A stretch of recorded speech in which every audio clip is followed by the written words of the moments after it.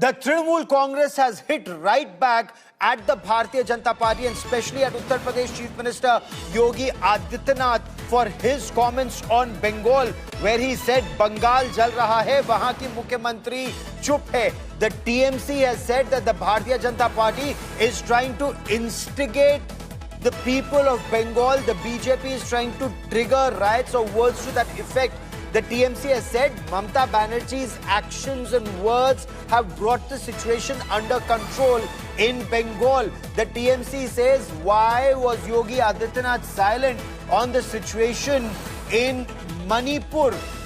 The situation in Bengal. We will get you what the TMC has said. We will get you what Uttar Pradesh Chief Minister Yogi Adityanath said in connection with the situation in Bengal, where he hit out directly at Mamata Banerjee, saying words to the effect, Bengal jal raha hai, वहां की मुख्यमंत्री चुप है, वहां की मुख्यमंत्री दंगाइयों को शांति दूत कहती हैं. She calls the rioters peaceful people, or words to that effect is what Uttar Pradesh Chief Minister Yogi Adityanath said. I quickly want to cut across to India Today's Suryagni Roy, who joins us for more on this big story. Suryagni, it was a fierce attack by Yogi Adityanath, but it's an equally fierce counter-attack by the Trinamool Congress. Bring us details.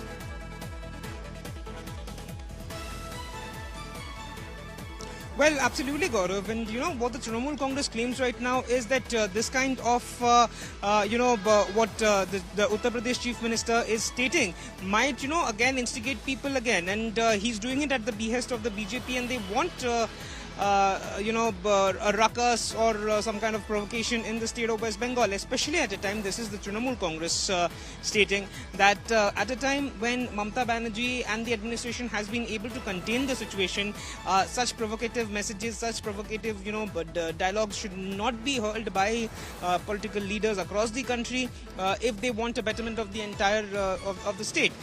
But we did see that, Yogi Adityanath taking on the Chief Minister, and now the Trinamool has hit the Yogi Adityanath back with their statement. Back to you.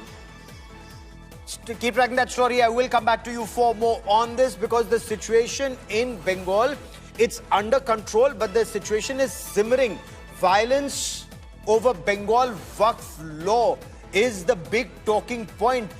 In the past, there have been vehicles torched, properties ransacked, and not just in Murshidabad, but also in Bhangar. Now, people were forced just to flee to Malda initially, but now reports are coming in that people are leaving Bengal and fleeing to Jharkhand. And amidst this, Uttar Pradesh Chief Minister Yogi Adityanath has come out all guns blazing, slamming Mamata Banerjee, saying she's soft on the rioters. And the BJP says this is part of Trinamool Congress or Mamata Banerjee's Muslim appeasement politics. And as you just heard, the TMC has hit right back, accusing the BJP of fomenting trouble in the state. But then the probe that was carried out and just the initial report that's been submitted does indicate that there were several lapses on the part of the authorities. The manner in which violence, it erupted and spread, and the targeting of Hindu homes in Murshidabad. There are also those who are raising the question that if the rioters were from Bangladesh, where did they get the precise address of Hindu homes to target in Murshidabad? Our Bengal Bureau brings you our top story.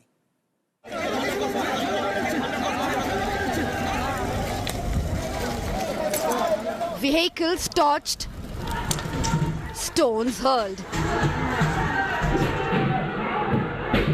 property ransacked. After Murshidabad and Malda, fresh anti-Waqf riots erupted in Bhangar in South 24 Parganas. Amid unending Bengal Waqf violence, UP Chief Minister Yogi Adityanath launched a scathing attack on his Bengal counterpart, Mamata Banerjee, calling her soft on Reuters and staging secularism stunts to appease. आप देख रहे होंगे बंगाल जलवा, वहां की मुख्यमंत्री चुप है, दंगाइयों को शांति दूत कहती है. अरे लातों के भूत बातों से कहां मानने वाले हैं?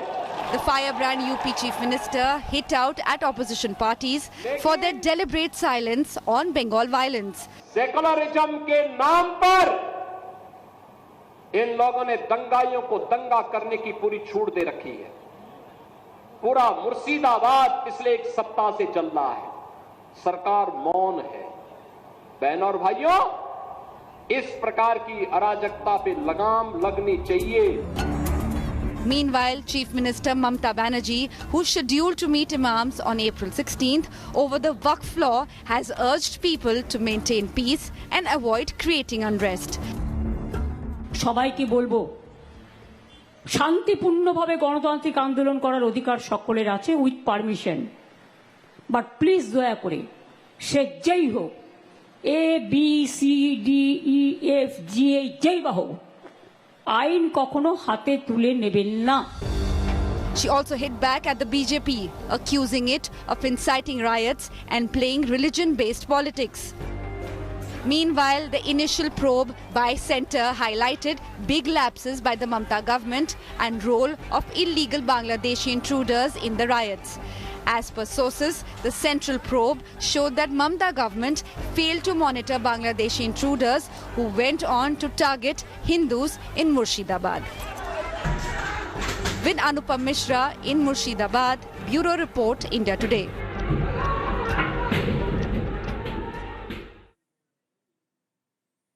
The situation in Bengal and especially in and around Murshidabad remains tense. People are on the edge. There are scars of violence and arson and vandalism that's visible across pockets in Murshidabad. Of course, there was also this murder of a father and son duo. They were idol makers. They used to make idols of Ma Saraswati and Ma Durga. They were pulled out of their house and hacked to death. Now, this is a Muslim majority area. Fear still stalks the streets of Murshidabad. The death of Chandan Das, he was 40. His father, Hargobind Das, was 72 years old. 2 suspects have been taken into custody. But then there are also families who haven't just fled from Murshidabad to Malda. Some have fled all the way to Jharkhand. They feel very unsafe in Bengal. Hundreds of Hindus have sought refuge across Ma Ganga, across the river. They fear if they return home, they may be killed. They're saying they want permanent deployment of the border security force in all those Muslim majority pockets in the area. We get you more in this report.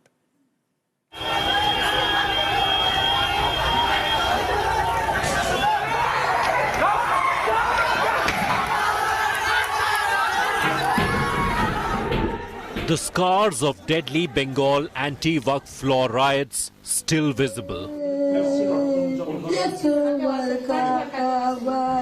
After murders, targeted violence and arson attacks by lynch mobs. There is fear and apprehension in Muslim-dominated Murshidabad. Artisans Chandan Das and his elderly father Hargobind were dragged out of their house and hacked to death in Murshidabad on April 12th. While 2 alleged killers were nabbed on Tuesday, the victim's family fears the worst. The family has now fled to Jharkhand, taking shelter in Sahibganj. हम लोग वहाँ से बहुत कष्ट करके यहाँ पर भाग कर आए हैं। इतना है जो हम लोग को वो लोग जो आ रहा था 50 आदमी आकर इधर उधर आकर आग लगाना, अत्याचार करना सब करने लगा है। तो हम लोग डर के मारे घर से बाहर निकल भी नहीं सक रहे हैं। घर के अंदर सब कोई बेहोश हो जा रहे हैं। कोई किसी को जो पानी देंगे वो भी नहीं मिल रहा है। दरजा भेंगे हमारे काका শ্বশুরের ছেলেকে মেরে ধরে মেরে ফেলেছে। আমরা বাইরে বেরাবো তার উপায় নাই। ঘরে লুকিয়ে আছি আর ওদের মুখ ঢাকা আছে, মুখও দেখতে পাই না। যে আমি যখন বাড়িতে ছিলাম তখন দেখলাম মোটামুটি 50-60 জন লোক এসে ভাঙচুর করতে লাগলো। ভাঙচুর করার পর এবার আমরা সব ঘরে ঘরে দরজা লাগিয়েছিলাম, যে আগুন ধরাতে লাগলো। তখন করলো কি যে আগুন ধরাতে কিছু বাড়িতে আগুন লাগিয়েছে, অনেক বাড়িতে আগুন লাগিয়েছে। Earlier, 500 Hindus from Murshidabad had crossed the Ganga and taken shelter in Malda to escape rioters. Many returned under heavy police cover.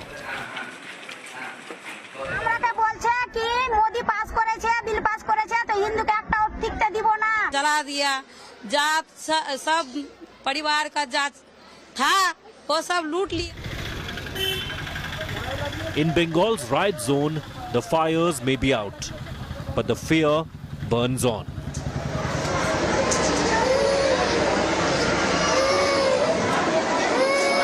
With Anupam Mishra in Murshidabad, Bureau Report, India Today.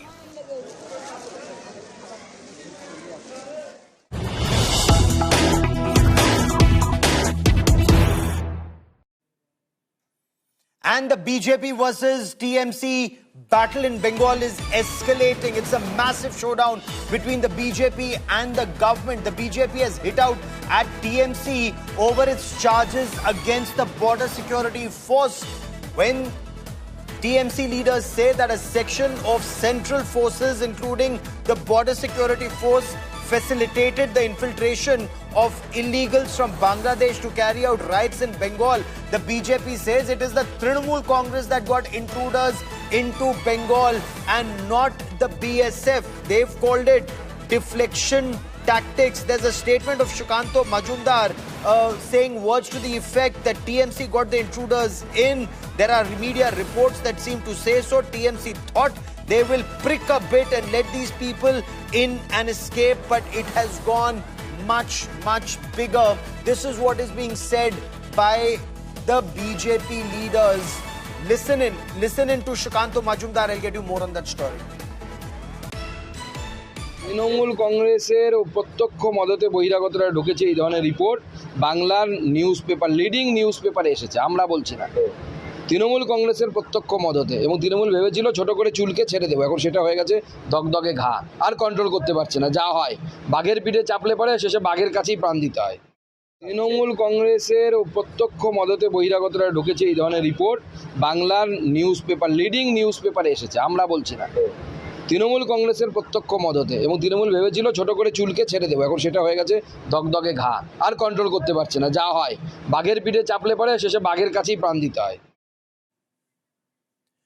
The mayhem in Murshidabad is under investigation, and after initial reports, there is this alleged role of radical Islamists from across the border in Bangladesh. The TMC is blaming the centre and the BJP that it was the central forces that facilitated the entry of illegal Bangladeshis to carry out riots and tarnish the Mamata Banerjee government. The BJP has hit right back, saying that it was actually the TMC that facilitated illegal Bangladeshis to come in, and there's blatant Muslim appeasement that's going on in Bengal.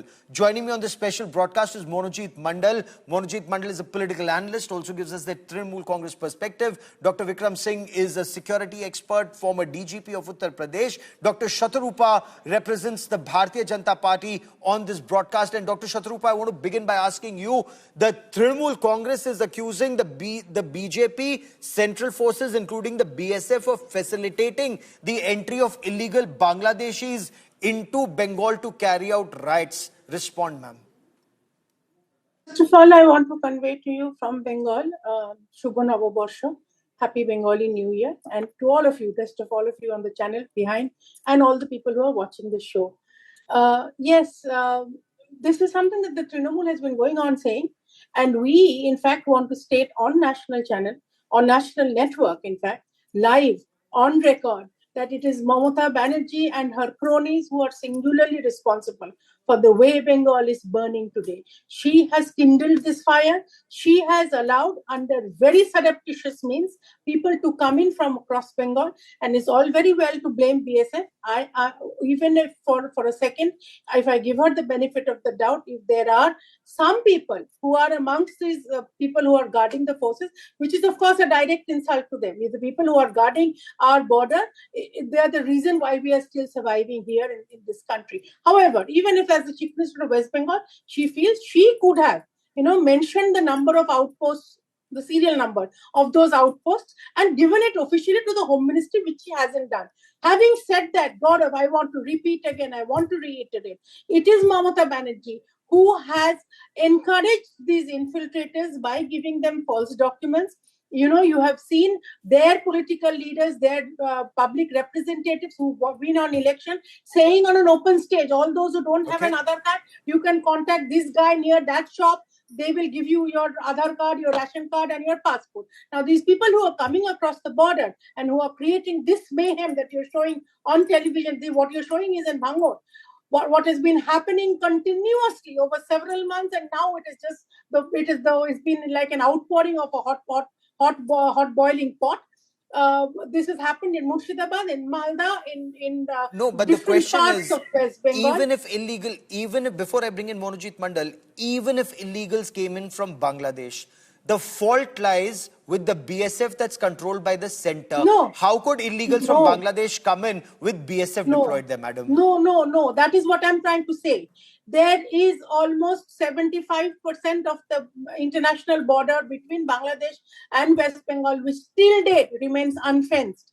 So therefore, if you expect BSF to create magic, although they're constantly in vigil, that is what I'm trying to tell you. If the Home Ministry, Home Department of West Bengal is so well aware, then they should have given an official letter to the Home Minister of India. They should have, taken actual action instead of speaking on different medias and spreading these rumors. And my point here, Gaurav, is again, I'm saying, they have encouraged these people who have somehow managed to creep across the border, even if whoever watch. The point here is they know that there is their own aunt, their pishi, their fufi sitting on this other side who's going to give them not only their documents, there are sleeper cells activated here who take care of their food, rations, accommodation, even tourism. They go around during not only West Bengal, they go, these people are found even in remote Karnataka. Remote, I'm saying, because it's far away from West Bengal. Today, if they're crossing any BJP ruled state, what is the BJP doing there? Because as somebody who studies national security, these are questions that what has the Narendra Modi government done? What has Union Home Minister Amit Shah done? These are very serious questions of national security. Gaurav, I agree with you, but it is the BJP ruled states who have identified these people who have dared to infiltrate in states like Assam, in Tripura, and immediately got them handed over. There, the BSF and the state police work hand in hand. Here, you will see several times the Chief Minister of West Bengal and her cronies accusing the BSF.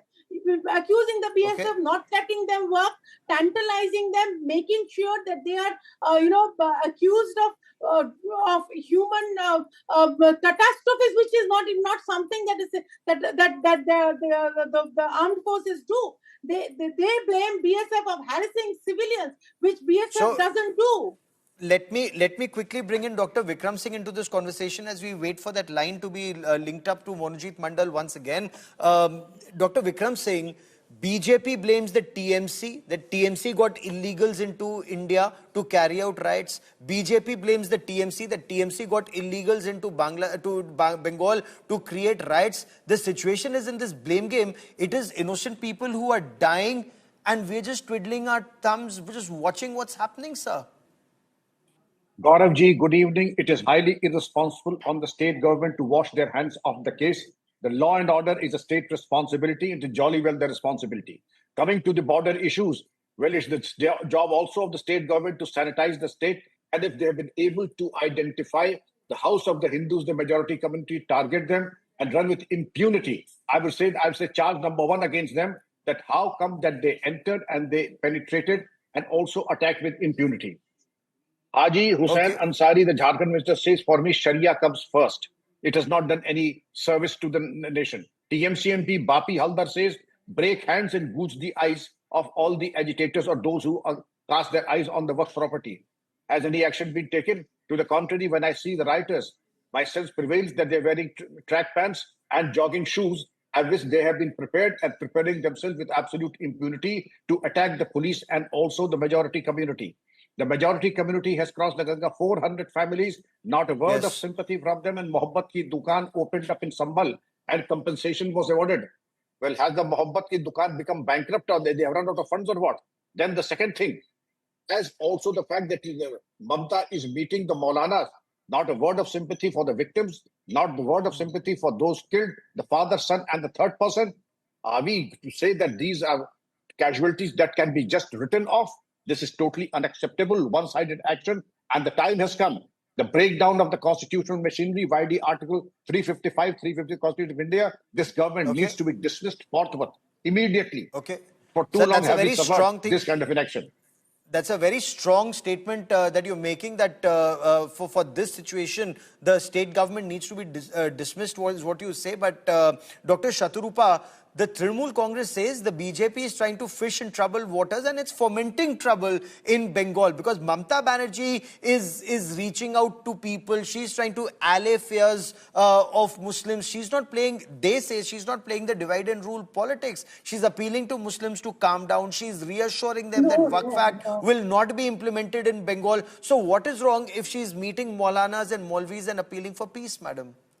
Gaurav, she has instigated this whole thing over the last 15 years, even as recent as the last occasion on Eid, when she went up on stage to celebrate Eid with the Muslims. We have no problem with that. But there she goes and says, I am your own Fufi. You can tell the whole world that the Didi is on your side. Why? She is the Chief Minister of West Bengal, which means whoever resides in West Bengal, it is her responsibility to protect every single one of them.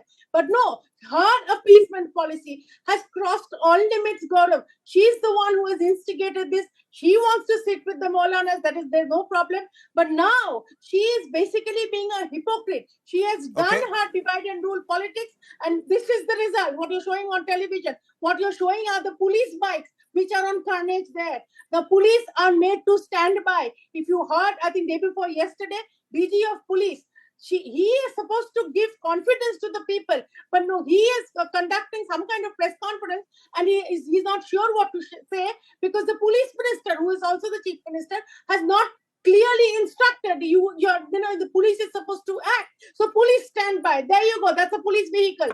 Now, the chief minister is singularly responsible, Gaurav. She and only she and her party is responsible for the way Bengal is burning today. And mind you, Gaurav, it is not only Murshidabad now. Like I said, it has been Malda, it has been Bashirat, it has been Canning. Yesterday it was Bangor. In Kolkata, the capital of West Bengal, Siddiqullah Chaudhary assembles all the world's Muslims and he says on a public forum that the chief minister has congratulated him, saying that what a fantastic show of strength of Muslims. Is this the state that is destined for Dr. Shama Prasad Mukherjee's Bengal, the Bengal that he sees from East Pakistan in 1952? Is this the destiny of the Hindu Bengalis? Is this what is supposed to happen to us in future? This is what she's singularly responsible for all this. She's singularly responsible for all this. I will never tire of saying this. Stay with me for a moment. I want to bring in Dr. Vikram Singh into this conversation once again. Sir, is there merit then in Uttar Pradesh Chief Minister Yogi Adityanath saying when it comes to the rioters, when it comes to the troublemakers, लातों के भूत बातों से कहाँ मानने वाले हैं? Rioters need to be dealt with an iron hand. And in Bengal, in your experience as a police officer, do you see that happening or is that not happening, sir? Gauravji, Yogi Adityanath ji, what he has said is logically, morally, and legally absolutely correct. And this is exactly the treatment that has to be given writers, not only in West Bengal, but right across, as in Sambal and elsewhere.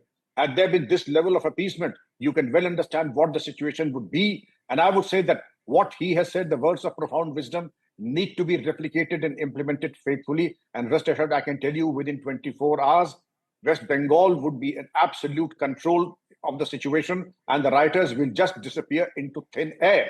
As of now, it seems, Gauravji, no action is being taken. To the contrary, their morale is sky high. The manner in which they come, they pelt stones, throw Molotov cocktails, attack the police. They are absolutely acting with impunity. And just look at the dress and the demeanor and the collection of the brickbats. You can very well see for yourself that they are armed to the teeth. They're not scared of anything. And the police is just looking the other way. Okay, Shatarupa wants to quickly respond. I think we are unable to link up with Monojit Mandal, but we will try in a moment. But Dr. Shatarupa, respond. Yeah, Gaurav, I completely agree with Vikramji. What Yogi Adityanath has said in one line, he said that Bengal is the land of Swami Vivekananda, who went and spoke about Hinduism being the universal religion of tolerance, and we are made to tolerate beyond our limits. Just see the instigation that the chief minister has been constantly doing. We've had to call in the central forces. It is the leader of opposition and the state president who had to file a case in the High Court so that we could get in the central forces. And it is after the central forces entered, you will see several footages which have not been released by BJP. This is your television media, your channels who have gone and spoken to the people who are ravaged, rampaged, vandalized. They are the ones who are saying BSF hamara bhagwan hai. That is the way BSF is looked at. And this state government, this ridiculous state government, is blaming BSF. They go into character assassination of this valiant armed forces, which is so valiantly guarding our borders, because the state government is not doing anything, and they want infiltrators to come in. You will know very well, Gaurav, being the India Today, you're the kind of responsible channel that you are, that there is a major connection of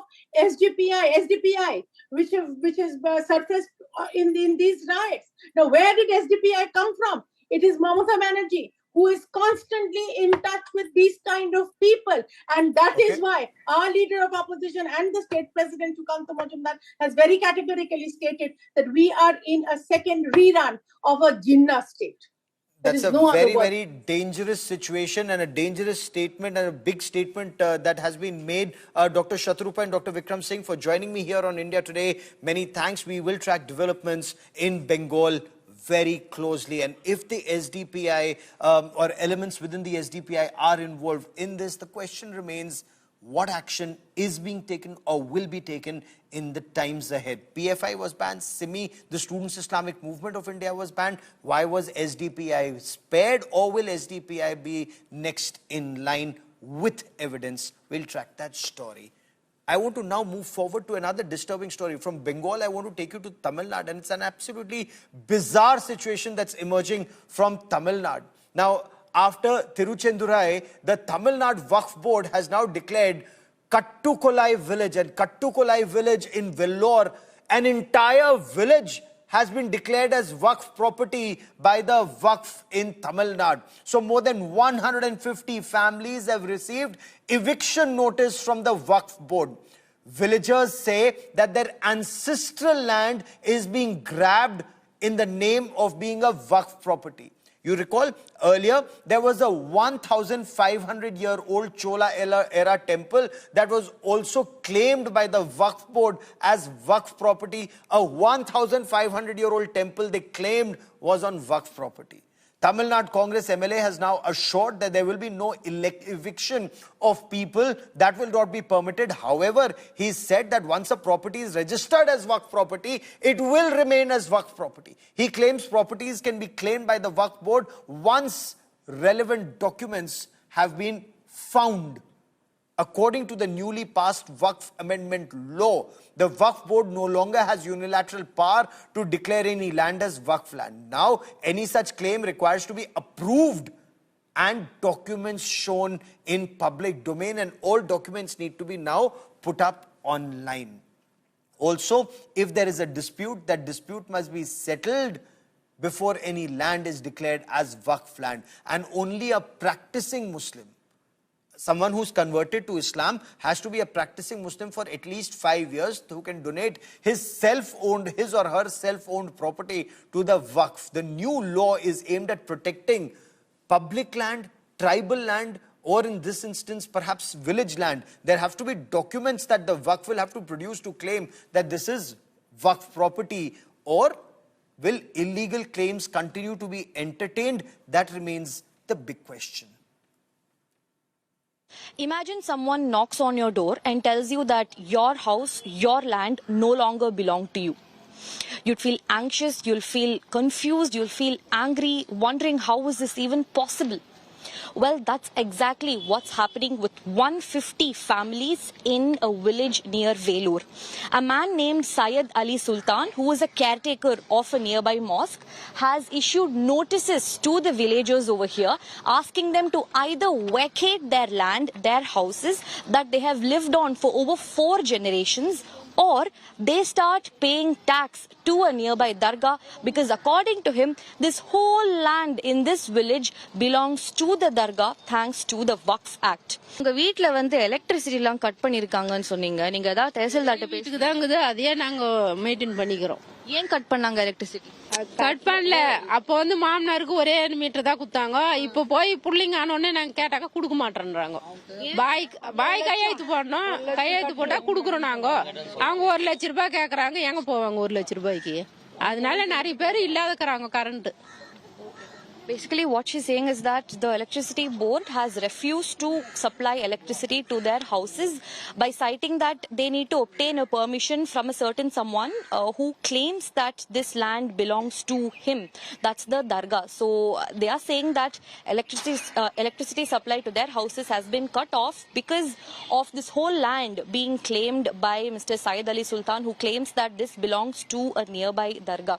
You know, what's truly disappointing is the fact that the 150 families over here who have been living for over 4 generations, and we have enough proof to even corroborate that. There are tax receipts that was paid to a panchayat to prove that they have been living here for ages now, and yet till today they have to prove their right to live in this land, their own property. Till today they need to prove their right to live here. Truly disappointing, and one can only imagine the kind of anxiety and anger all these residents here must be going through. With camera person Daniel, Anaga Keshav reporting for India Today from Vellore. அணைக்கட்டு ஒன்றியம் இறைவன்காடு காட்டுக்கொள்ளை கிராமத்தில் 150 மேற்பட்ட இந்துக்கள் வசிக்கிற பகுதியில் அங்க இருக்கின்ற பள்ளிவாசல் சையத் அலி சுல்தான் ஷா தர்கா வந்து அவங்க நோட்டீஸ் கொடுத்துருக்காங்க. அந்த நோட்டீஸ் என்ன சொல்லிருக்காங்கன்னா, இது எங்களுக்கு சொந்தமான இடம், நீங்க இது காலி பண்ணணும், எல்லாம் பள்ளிவாசலுக்கு வரி கொடுக்கணும், இது வக்ஃப் போர்டு ப்ராப்பர்ட்டி அப்படின்னு சொல்லிருக்காங்க. இவங்க 3-4 தலைமுறையா அங்க வசிக்கிறாங்க. அந்த 3-4 தலைமுறையா வசிக்கிறது மட்டுமில்ல, அவங்க அரசு பேர்ல அவங்களுக்கு ஆவணம் பதிவிச்சிருக்காங்க. சர்வே நம்பர் 333/1 சர்வே நம்பர் 333/1 அந்த இடத்தை வக்ஃப் போர்டுன்னு சொல்லி டிக்ளேர் பண்ணாங்க. அதுக்காக மாவட்ட ஆட்சியரை சந்திச்சு மனு கொடுத்திருக்கோம். இந்த இடத்தை அவங்க பேர்ல பட்டா கொடுக்கணும். இப்படி நாடு முழுவதும் அந்த வக்ஃப் போர்டு ப்ராப்பர்ட்டி சொல்லி டிக்ளேர் பண்ணி இந்துக்கள் வசிக்கிற பகுதியை, கோவில் இருந்த பகுதியை அது எங்களுக்கு சொந்தம்னு சொல்லி சொல்றாங்க. இது சட்டவிரோதம். இந்த வக்ஃப் போர்டு ப்ராப்பர்ட்டியை இந்த மாவட்ட ஆட்சியர் வந்து வக்ஃப் போர்டு ப்ராப்பர்ட்டி சொல்றாங்க. அந்த மாவட்ட ஆட்சியர் வந்து உடனடியா ஆய்வு செய்து அங்க இருக்கிற இந்துக்களுக்கு பட்டா வழங்க சொல்லி மனு கொடுத்திருக்கோம். That land belongs to our work. How I am saying this one means, so from 1954, actually it was gazetted in 1959. So in that itself, they have given clearly that what all the properties belongs to our Waqf and all. So we have all the documents for that. And even till now, if you see the government records, which means if you take VOO records or from the district records, if you take, and it says that it belongs to our Dargah Waqf. Okay. And one more thing, if you take the patta, chitta, something, if you want to take, means if you, through online also, you can able to see that it belongs to our Waqf. So that is only the reason I am claiming that. The union government is not taking proper care of the Tamil Nadu government, and they have been always sending bad messages about Tamil Nadu government using their governors and other people. See, this is not the way they handle the government. The government is functioning properly. There is a democratic way of functioning of governments, which the union government is not understanding. The union government thinks every government should be under them, under their control. See, which is not happening. They have been putting us on financial emergency. They have been putting us in financial crisis. They are not releasing our funds. They are trying to make us, get loans from World Bank, get loans from other banks and run our government, which will eventually put us on a debt. They should fund us actually, which they are not doing. So we will have to ask for an autonomy of, the rule in the government so that we can at least take care of ourselves. There's no regular rules in this, and proper documents in the Waqf board. How it is managing everything we don't know. Just like that, they say some area that it belongs to Waqf board, but there's no proper documents or any legal documents regarding the Waqf board. they also don't have any accounts about the Waqf board property, because everything will be solved only by this. And India Today's Anaga Keshav now joins us from Vellore, from this village where the Waqf board has claimed that entire village land. And farmers and residents of this village are up in arms. I want to bring in Anaga for more into this, for more on this conversation. So, Anaga, Waqf, does it have any documents to say that that entire village, and how big is this village? How much land is this, and on what basis are they claiming this is Waqf land? Well, Gaurav, the Waqf board, where we had a word with them, they said that they have all the documents to corroborate that they had acquired that particular land in the year 1954. And if required, they say that they will even approach the High Court to get their land back. They are saying that all that we need is a land rent to be paid to us, because it's our land that the residents are living in right now. They've built houses on our Waqf property. So we are not asking asking them to vacate, but what we need is a certain sum. It's a certain land rent that should be paid to us, is what the Dargah and the Masjid caretaker Syed Saddam says. And he even said that he is going to issue another such notice. If there is no such response, then the third step would be knocking the doors of High Court, is what the Waqf says. Meanwhile, the residents, they say that they have been living in that land for years now. Till now, nobody had asked them for any sort of fees or any sort of land rent.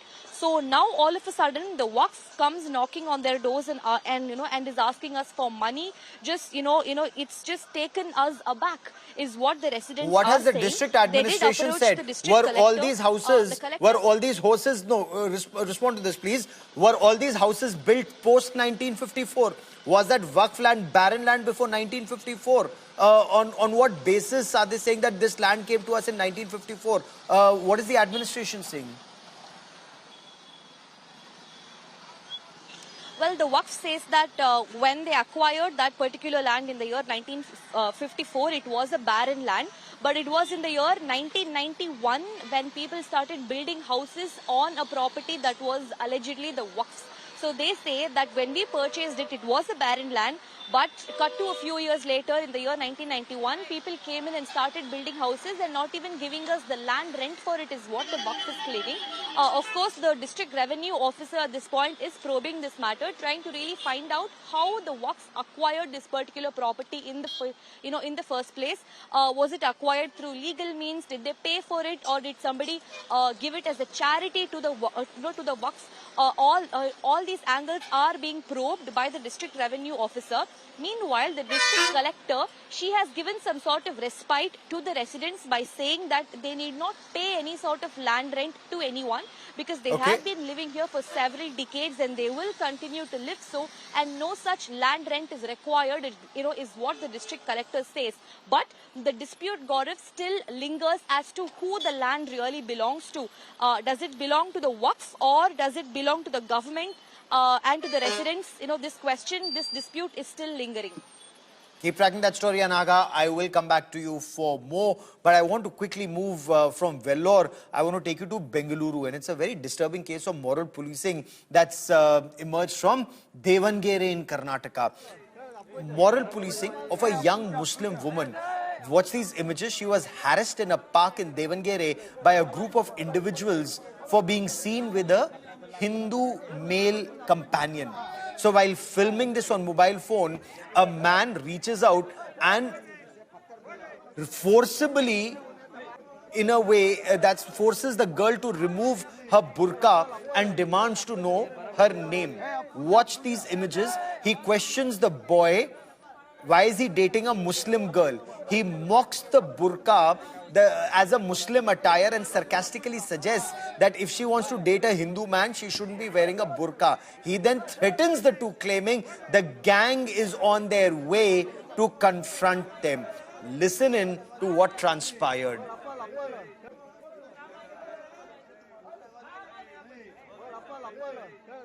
Men have in their hand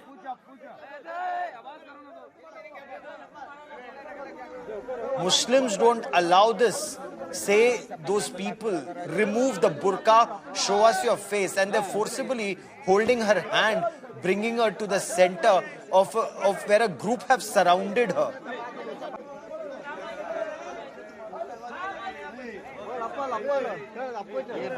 I want to bring in India Today's Sagai Raj for more on the story. Sagai, what more do we know of this incident? Has any action been taken? Because this is a big group. We are told the police took some men into custody. But what is the latest when it comes to developments in this case, Sagai Raj?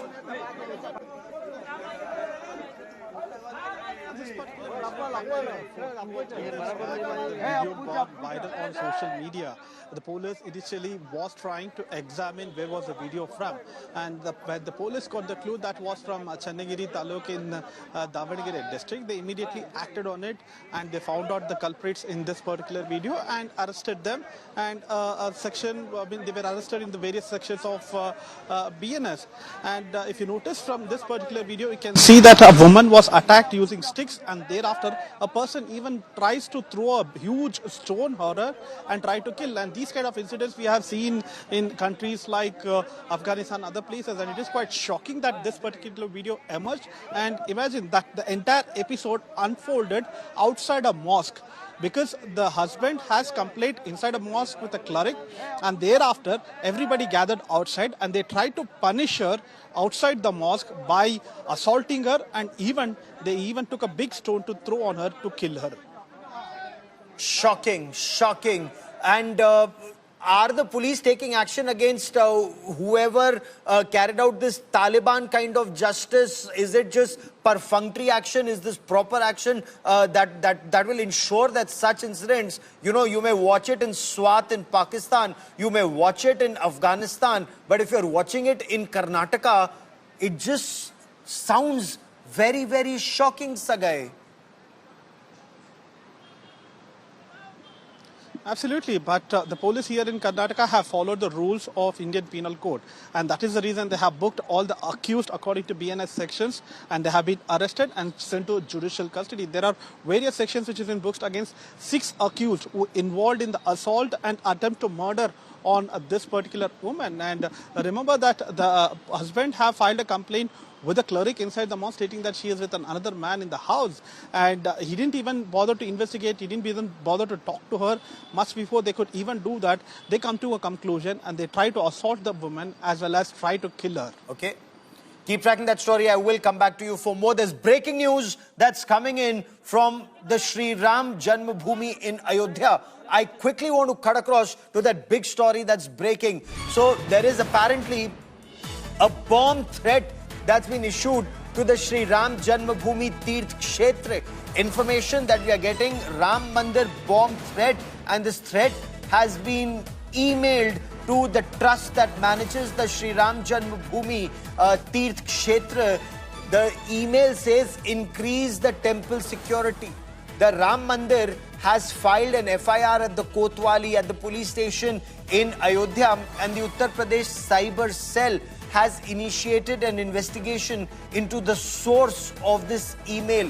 The police say they've traced the email to Tamil Nadu, and that's not the only email. Apparently, there are some emails that have also been sent to some district magistrates in different districts of Uttar Pradesh saying that the collectorate will also be targeted. I quickly want to cut across to Lucknow and bring in India Today's Santosh Sharma for more on the story. Santosh, what more do we know about the cyber cell investigations into this case, and do we have the contents of that email threatening to bomb the Sri Ram Janmabhoomi?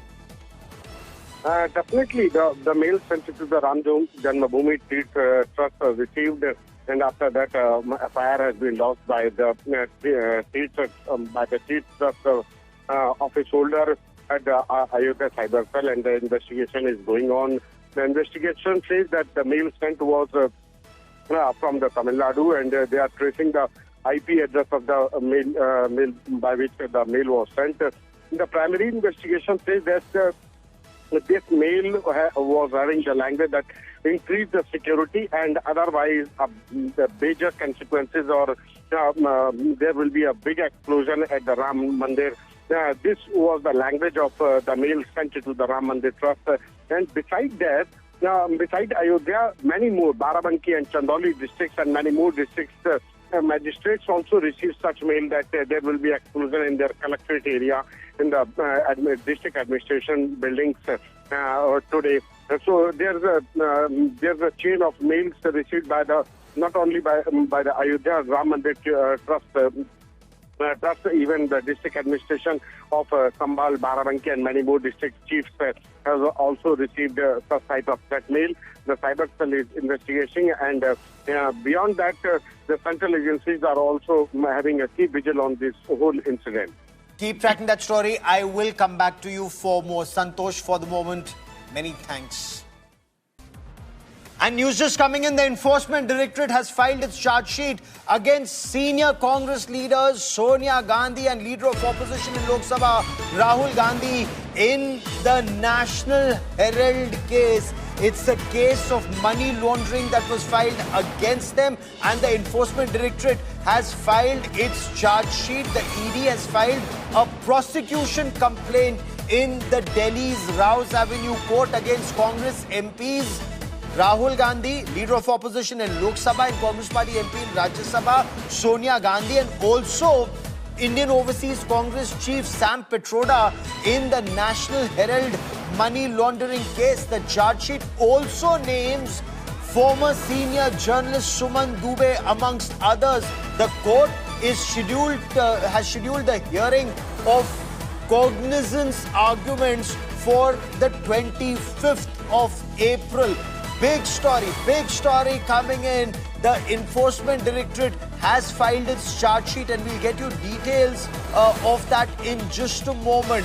So a charge sheet that has now been filed in the National Herald case, in that money laundering case against Sonia Gandhi, Congress MP in Rajya Sabha, Rahul Gandhi, Leader of Opposition in the Lok Sabha. And this is a money laundering case that's been filed linked to the National Herald case. The Enforcement Directorate has filed a prosecution complaint in Delhi's Rouse Avenue court against both Rahul Gandhi and Sonia Gandhi, and also against Indian Overseas Congress Chief Sam Petroda in this money laundering case. The charge sheet also names Suman Dubey and others. Now this case has been scheduled for hearing for cognizance for the 25th of April. And I quickly want to cut across to India Today's Munish Pandey for more on the story. Munish, bring us details of the charge sheet in this case. Well, Gaurav, at this point of time, what we are hearing is that a charge sheet has been filed in the National Herald case. And remember, Gaurav, why this charge sheet is important, because in this case, Rahul Gandhi and Sonia Gandhi both were questioned by the Enforcement Directorate. Their statements were recorded, and several properties linked to National Herald were, even searched by the Enforcement Directorate. What is more important is, Gaurav, at this point of time, is to mention that these properties are worth more than 2,000 crore rupees. And according to the Enforcement Directorate, during the investigation, they found that these three properties, one the National Herald House in Delhi, and the property in Mumbai, and the third property in Lucknow, these properties were, being used by Young India linked to Rahul Gandhi and Sonia Gandhi. And they had paid only 50 lakh rupees, and technically they were using these properties worth more than 2,000 crore rupees. Recent development is that the ED has already started possession of these properties, which means that these properties, the National Herald House and the two properties belonging to National Herald in Lucknow and Mumbai, these properties will be taken over by the Enforcement Directorate. So it's a huge development as far as this case is concerned. Remember, Gaurav, when Rahul Gandhi and Sonia Gandhi both were questioned by the Enforcement Directorate in this case, there were far-reaching political implications. There were Congress leaders across the country who came on street, and they were alleging that this is nothing but a political vendetta by the Bharatiya Janata Party, by the centre. But right now, what is important here is that a charge sheet has been filed, which means that the next stage of case is going to be trial in the case in which Rahul Gandhi and Sonia Gandhi have been named as accused in the case. So certain allegations were made, certain investigation has been carried out by the Enforcement Directorate, on the basis of which a charge sheet has now been filed. Your sources in the Enforcement Directorate, what is the corroborative evidence that they were able to gather? Because all of this, to a very large extent, had been very carefully documented by Dr. Subramaniam Swamy and certain others. Of course, that there was an independent investigation by the Enforcement Directorate too. So what have they been able to, what have your sources been able to tell you?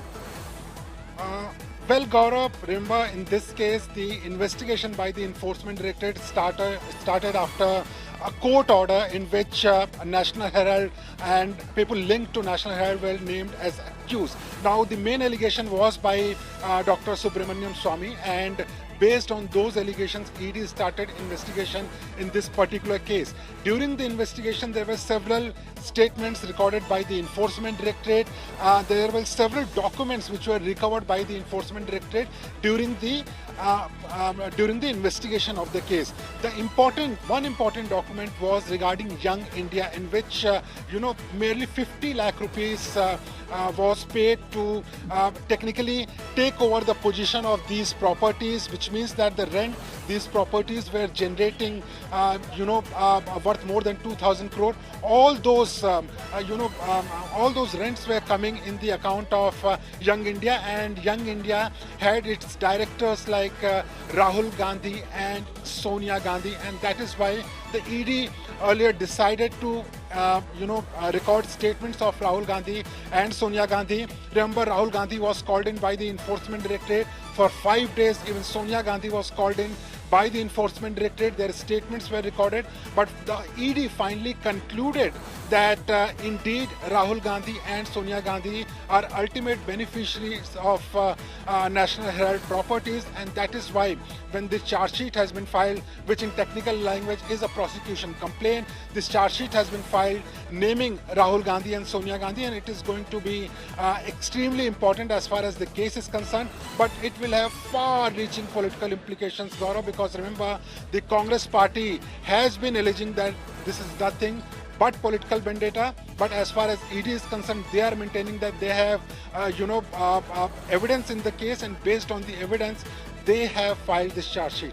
Gaurav. This is a very big case, and for the benefit of viewers joining us, this is a case that's been on since 2014. It was in 2014 that a Delhi trial court had found prima facie evidence and summoned Sonia Gandhi, Rahul Gandhi and several others, including Motilal Vora, Oscar Fernandez, Suman Dubey, Sam Petroda. Rashid Alvi joins me, senior Congress leader Rashid Alvi joins me on this broadcast. Rashid Alvi, now that the case has been filed, ED has filed its charge sheet against Congress leaders Sonia Gandhi, Rahul Gandhi in this money laundering case. How will the Congress respond to this, sir? For a very long time, it is going on, and it's totally revengeful. Motilal Vora, they have filed charge sheet against Motilal Vora. Whether he will take out from grave or what, they have filed charge sheet against Oscar Fernandez. Where is Oscar Fernandez? From where he will bring before the court? It is all revengeful. Basically, Bharatiya Janata Party, they are scared of Gandhi Parivar and Congress Party. They have this strong feeling it is only Congress Party which is an alternative to Bharatiya Janata Party and may form the government. That is the reason, revengefully, they are doing all this. Vadra was summoned. His case was in 2008, after 17 years.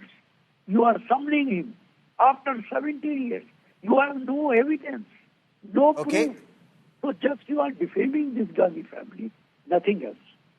Sir, stay with me. I have Nalin Kohli joining me on this broadcast, an advocate himself, spokesperson of the BJP, senior advocate. Nalin Kohli, Congress says this is BJP using the ED to tarnish the image of the Congress party leadership, and this is vendetta politics, sir. That's an expected sort of reaction coming from the Congress party, Rahul. In fairness, we need to go back to the merits of the case. The National Herald matter involves the takeover of the National Herald by a company called or a trust called Young Indians. Broadly, the entire assets shifted for a paltry sum to the control of the Nehru Gandhi family. If I recall correctly, the Nehru Gandhi family, Ms. Sonia Gandhi and others, are possibly out on bail. Several related issues also, they did not get any legal sort of benefit, because after all the matter had gone on before the Congress, before the income tax also. So the answer lies in the merits of the case, rather than just simply coming up with a statement that this is vendetta politics. Secondly, if a charge sheet is filed, then by due process, it will now go before a court. The court will then look at whether charges need to be framed, take cognizance of it. And that would be an opportunity for them to be able to legally point out, is there enough material that cognizance of the charges should not be taken? But given the history and what is in the public domain, that is something, while due process of court will decide on it, certainly there are several very difficult questions that they need to answer. And I don't think just a bold statement of saying this is vendetta politics, misuse of ED would suffice. Okay. Sir, stay on with me. Rashid Alvi, on facts and on merits, will the Congress respond on facts and merits either in the political domain or in courts of law, or will keep it restricted, as Nalin Kohli of the BJP says? It's just a bold statement saying that this is vendetta politics. There is a sense that the BJP claims, or the ED in its charge sheet, if there is evidence, it has to be argued out in court, Rashid Alvi. Even the child of this country knows this very fact. ED is working under the pressure of Bharatiya Janata Party. Just, I want to ask Kohli Sahab, you just let me know, if after 10 years, Gandhi family comes out clean from court, then who will be responsible for this 10 years? Charge sheet is filed, it is all right. But who will be responsible during these 10 years? You are continuously defaming a family. Continuously you are defaming Congress party just on the basis of baseless documents, baseless evidence. If they come out cleanly from the court, then who will pay for these 10 years? Whether media will decide who is wrong, who is right, or court will decide. If you are so serious... Mr. Kohli, you want to quickly respond? Of course Mr. I Kohli, will you want to quickly respond. respond? Of course I Go will on, respond. sir. Thank you, Rahul. First, Rashid Alvi Saab is a very senior political person. I respect him enormously. And Alvi Saab has, of course, held political positions too. But with respect, I would like to just point out that in law, none of his arguments would work. First, he has said that the ED works under the BJP. The ED, or the Enforcement Directorate, is an investigative agency working under the government, not the BJP. The BJP as a political entity does not have an investigative arm. Number two, the ED has to prove its case in court. It is not as if they have decided something. They also understand, as any investigative agency, if they file a charge sheet, they have to now be able to defend that charge sheet, which is what gives them, the Congress party and its leadership, an opportunity to be able to say that this is right or wrong. But if the court takes cognizance, you can't blame then the ED or anyone. That is due process of court. And again, whether it is Mrs. Sonia Gandhi, Rashid Alvi Saab, you, me, any other citizen of the country, how can we say that due process of court will not apply to anyone just because of a political position or a legal position or something like that? Third, if after 10 years, which is a question he has raised, suppose they come out to be innocent. Now first, that is a suppose. There is equally the possibility that the court may hold them to be guilty. Now what happens in that case? Would this argument be taken? No. There was, now that they are held to be guilty, at that time the Congress party said it's political vendetta, so will the Congress party at that time apologize? So this is all on suppose. It does not, stand in place to due process of law. And last and most important, if a matter takes 10 years before any court of law for all due process to get over, from a lower court to the high court to the Supreme Court, with due respect, that is the legal process. How can someone turn around and say that it should be shortcut for X, Y, Z? Because that person is an important person in the understanding of, say, the Congress party. So I don't think these arguments will work. If the Congress party or the Nehru Gandhi family, Mrs. Gandhi, anyone, Mrs. Sonia Gandhi, believe they have a watertight case, then the first thing they would do is defend it wholesomely and probably seek, if the court does frame charges, then they would probably not like to take a single adjournment. They would like to probably argue it on a day-to-day basis so they can clean their name or clear their name. But on the other hand, if they start taking dates after dates, and they are entitled to if they for their defense, then they can't blame the court for the delay. That would be an unfair comment on the legal process. Rashid Alvi, the political points that you make, Nalin Kohli says, do not hold good in a court of law. Court of law goes by evidence that's placed before them. And in case, he says, in case the Gandhis are not guilty, they wouldn't seek adjournment. They would want the case to be played out in court without a single adjournment, sir. Response, sir. No, I mean, you have respect, Kohli Saab. Kohli Saab is a very sincere and serious person. And to one extent, I agree with him. Charge sheet is filed, and lawyers of Enforcement Directorate will argue in favor of charge sheet. But just you let me know, Kohli Saab, 10 years continuously, case will go on. Who is giving all this information? What it is doing to the media? Definitely, it is giving all this information. Sir, now that a charge sheet has been out, India Today has accessed those documents. If you see that charge sheet details are there on India Today, it's just been filed in Rouse Avenue Court, and India Today's Munish Pandey got that exclusive report first live and exclusive here on India Today.